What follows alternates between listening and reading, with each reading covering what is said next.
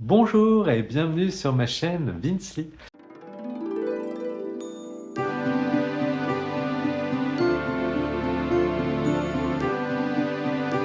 Je suis heureux de vous retrouver aujourd'hui dans cette nouvelle vidéo pour continuer la précédente où je vous parlais de La Creuse mystérieuse, un livre que j'avais acheté à la Cénovision de Bénévent-l'Abbaye. Et aujourd'hui, je vais vous parler du Le Limousin mystérieux d'un collectif d'auteurs qui présente différents contes.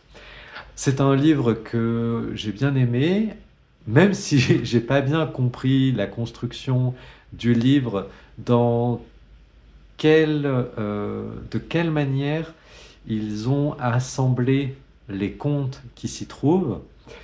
Au départ, ils disent que c'est par rapport à un itinéraire Michelin. Donc ils ont pris les villes et ensuite ils ont raconté les histoires par rapport à ces villes de cet itinéraire-là. Mais je ne sais pas si c'est un livre qui a existé, un livre qui a été repris ou bien des contes qui ont été piochés un peu par-ci par-là et rassemblés dans ce livre-là.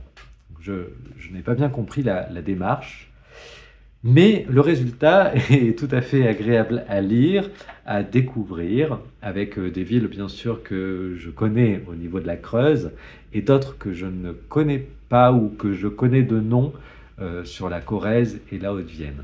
Mais c'est ce qui est intéressant de...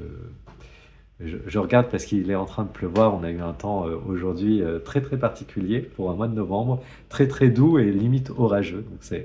Bref, c'est pour ça que je suis un peu distrait. Pardonnez-moi. Donc je reprends. Voilà, c'est un livre qui m'a intéressé. J'ai pas retrouvé, comme dans La Creuse mystérieuse, les vieilles cartes postales avec voilà, les scènes d'antan ou les villages qui étaient présentés. Mais il y a voilà, il y a quand même des petites illustrations comme ça, notamment pour la tour de Bridier, là, celle que je vous montre actuellement, et qui égaye un petit peu le parcours du lecteur dans cette découverte-là. Il y a également du patois, une histoire d'abord qui est écrite en patois et ensuite qui est traduite. Et dans certains contes, il y a aussi un peu de patois, mais c'est pas voilà, c'est pas la langue majoritaire dans ce livre-là. Ce que j'ai pas fait la dernière fois, je vais vous lire un court texte. Alors, je voulais vous en lire un, mais je me suis un peu censuré parce que j'ai pas envie que ce soit trop violent non plus dans ce je présente. C'était notamment autour du loup, donc comme ça, voilà, c'est un sujet un peu épineux. J'ai pas envie d'alimenter d'une mauvaise manière un peu l'imaginaire déjà très négatif qui est développé autour de cet animal. Donc, je vais vous lire Les armes d'Uzerche. La ville soutint un siège mémorable. Seulement, les auteurs ne s'entendent pas sur le nombre d'années qu'il dura. Ils diffèrent également sur l'époque.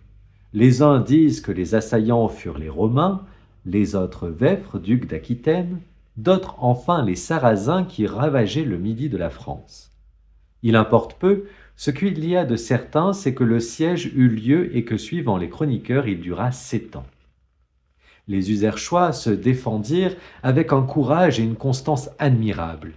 Mais au bout de ce temps, on le croit sans peine, les vivres devinrent rares et l'on dut rationner garnison et habitants.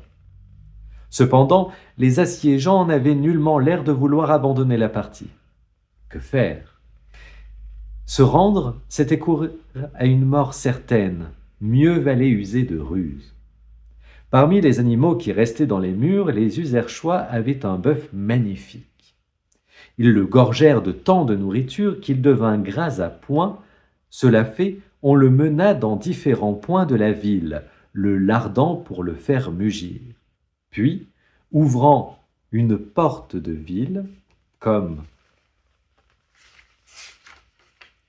par mégarde, on chassa la bête affolée du côté de l'ennemi.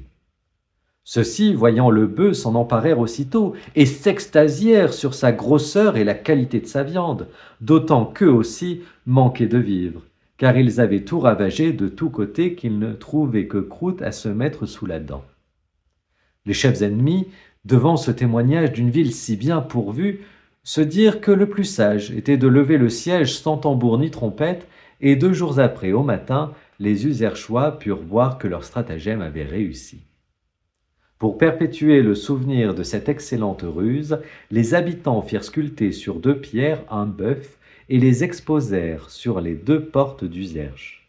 Ce bœuf devint la pièce principale des armes de la ville.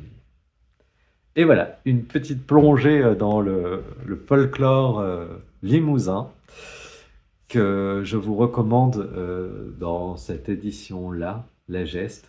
Voilà, je suis fan. Je me répète peut-être par rapport à la semaine dernière, mais j'adhère vraiment et ça peut-être un début de passion pour les contes limousins et les histoires, le folklore, les légendes qui entourent les territoires du Limousin et de l'Auvergne. Sur ce, je vous souhaite, j'ai terminé la vidéo, je vous souhaite plein de belles choses, de continuer vos lectures, de profiter du temps qui passe, et puis prenez soin de vous, ménagez-vous.